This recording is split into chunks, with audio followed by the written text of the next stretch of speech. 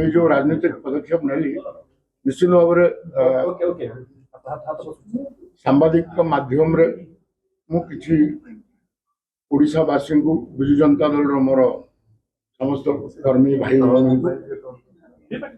आज मु कहीं विजु जनता दल छाड़िया को बाध्य से विषय मु किछि कहया को चाहे जनइया को चाहे एवं मते जो भाव भारतीय जनता पार्टी निज दल में मत सामिल कले मो कृतज्ञता जनाऊँ यशस्वी प्रधानमंत्री नरेंद्र मोदी जी एवं अमित शाह जी को जहाँ को देखा कर सुजोग पाई परवर्ती समय मुख्य कार्यालय दिल्ली रे मत नहीं कि सही सामिल करते जो कि राष्ट्रीय अध्यक्ष नितिन नवीन जी थे आमर प्रदेश सभापति मनमोहन सामल जी थे आमर प्रिय मुख्यमंत्री मोहन माझी थे एवं अनेक सांसद विधायक थे एवं राष्ट्रीय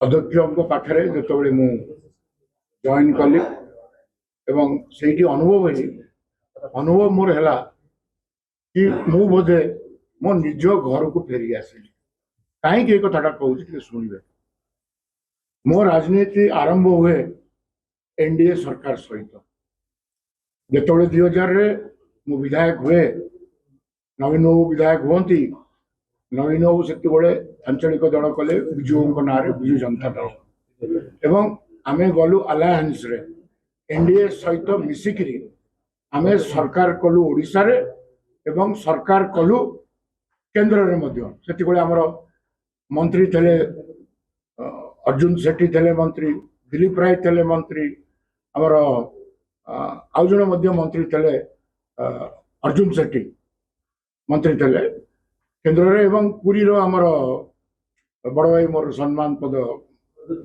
ब्रज किशोर भाईना तेणु एनडीए रु मो राजनीति आरंभ हो आज मु एनडीए को फेरीगली तेणु मुझे दृष्टि प्रधानमंत्री को धन्यवाद दूची मत से दल को स्वागत कर बीजेपी जो प्रकार कहा जाए जैसा देश वैसा देश बीजेपी जा मत निर्देश देवे कोई कार्यक्रम करी पूरा राष्ट्रीय दल 3-4 स्टेट छाड़देले सबू राज्य बीजेपी अच्छे एवं राष्ट्रीय दलर एत पावरफुल राष्ट्रीय दलर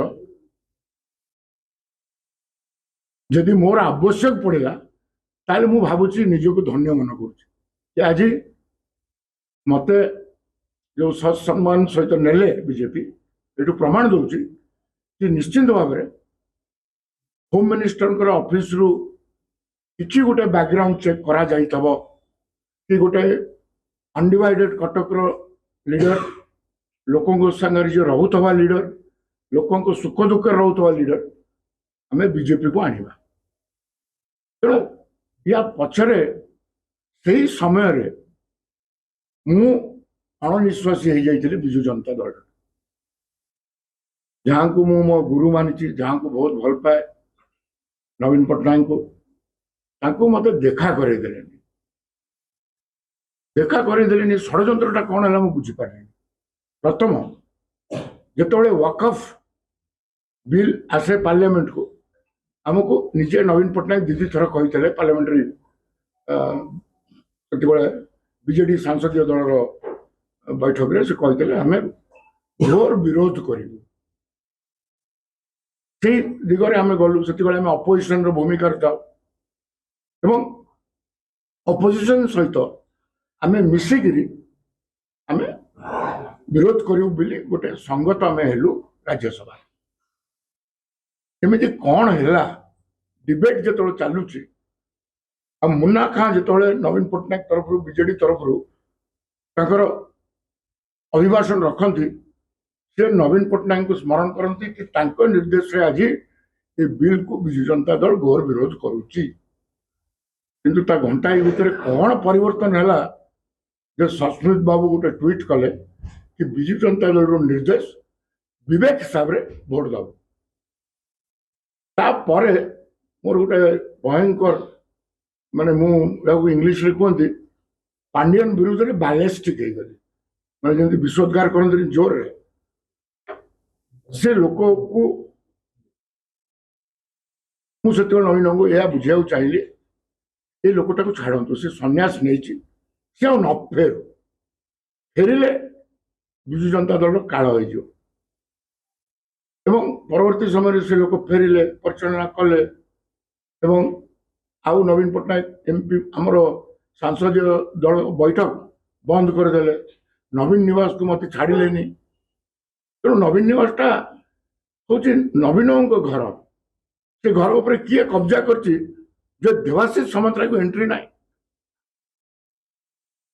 ବହୁତ କଷ୍ଟ ଦେଲା ଏଇ ଜିନିଷଟା। ସାର୍ ଏ କଥା ନବୀନ ପଟ୍ଟନାୟକ ବୁଝିଲେ ନା ନାହିଁ? ଆପଣ ତ ବୁଝିପାରିଲେନି ନା। ଆପଣ ଜଣେ କିଏ ବ୍ରେକ୍ କରୁଛି ସେ କଥା ନବୀନଙ୍କ ପାଖରେ ଖବର, ଆପଣ ଯେହେତୁ ଏତେ କ୍ଲୋଜ ତାଙ୍କ ସହିତ ଥିଲେ, ଆପଣ ବାରମ୍ବାର କହନ୍ତି ମଧ୍ୟ ମୁଁ ତାଙ୍କ ସହିତ ବହୁତ କ୍ଲୋଜ, ଏ କଥା ସମସ୍ତେ ଜାଣନ୍ତି। ଅନ୍ତରରେ ଆଜି ବି ତାଙ୍କୁ କ୍ଲୋଜ, ତାଙ୍କ ଉଦୟରେ ବି ମୁଁ ଅଛି, କିନ୍ତୁ ତାଙ୍କର ମୁଁ ଏଇଠି ଯୋଡ଼ିକି ଉତ୍ତର ଦେବି। ନିର୍ବାଚନ ବେଳେ ନବୀନ ବାବୁ କଣ କହିଥିଲେ? ପାଣ୍ଡିଆନ ମୋର ଉତ୍ତର ଅଧିକାରୀ ନୁହଁ କହିଥିଲେ କି ନାହିଁ? ହେଲା, ଆମେ ବିଶ୍ୱାସ କଲୁ, ସେଇ ବିଶ୍ୱାସରେ ଚାଲିଲେ। ଯୋଉ ଦିନ ଗୋଟେ ଟ୍ରଷ୍ଟ ଗଠନ କରାଗଲା, ବିଜୁ ନବୀନ ଇନ୍ସପିରେସନାଲ ଟ୍ରଷ୍ଟ, ସେ ଟ୍ରଷ୍ଟରେ 100 କୋଟି ଟଙ୍କା ଏବଂ ନବୀନ ବାବୁଙ୍କର ଦିଲ୍ଲୀ ନିବାସ ଯୋଉଟା କି ବିଜୁ ବାବୁଙ୍କର ଘର, ସେଇଟାକୁ ସେ ଟ୍ରଷ୍ଟ ଅଫିସ ହେଇଗଲା, ଟ୍ରଷ୍ଟକୁ ପଳେଇଲା। ଏବଂ କିଏ ରହିଲେ ସଭାପତି? ଭୈରବ ପାଣ୍ଡିଆନ। ତାଙ୍କ ସହିତ ଆଉ 2 ଜଣ କିଏ ରହିଲେ? ସନ୍ତୃପ୍ତ ମିଶ୍ର ଏବଂ ଅଶୋକ ପରିଡ଼ା। ଏମାନେ କୋଉ ଦିନ ବିଜୁବାବୁଙ୍କ ଆଦର୍ଶରେ କି ବିଜୁବାବୁଙ୍କୁ ଜାଣିଛନ୍ତି ନା ବିଜୁବାବୁଙ୍କ ପାଇଁ ଲଢେଇ କରିଛନ୍ତି? ଏଇ ଯୋଉ ଜିନିଷଟା ହେଲା, ମୋର ଗୋଟେ ମନ ଭିତରେ ଆସିଲା କି ବିଜୁବାବୁ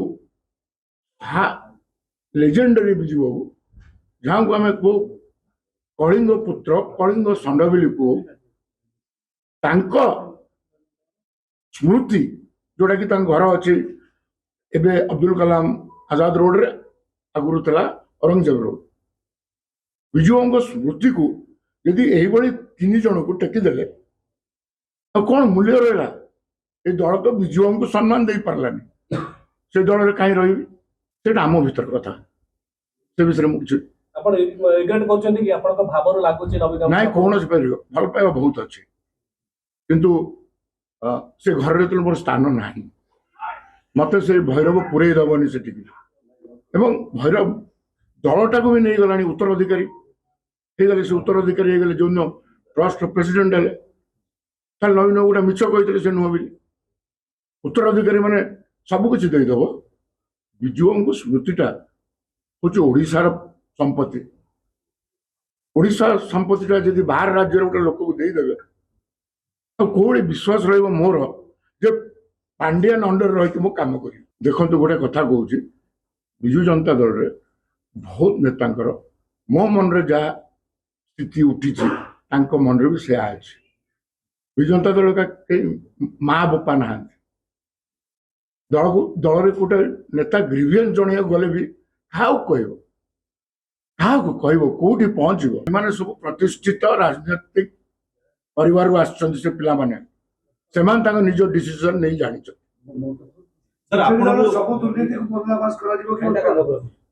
କାହା ଦୁର୍ନୀତିକୁ? ବିଜେଡି ବେଳେ ଦୁର୍ନୀତି ନଥିଲା। ମୂଳରୁ କହିଲେ ମୁଁ ଏନଡିଏରୁ ଜନ୍ମ, ଏନଡିଏରେ ଥିଲୁ, 2 ଟର୍ମ ନବୀନ ବାବୁ ଆଲାଏନ୍ସ କରିଥିଲେ, ଅସୁବିଧା କଣ ହେଲା?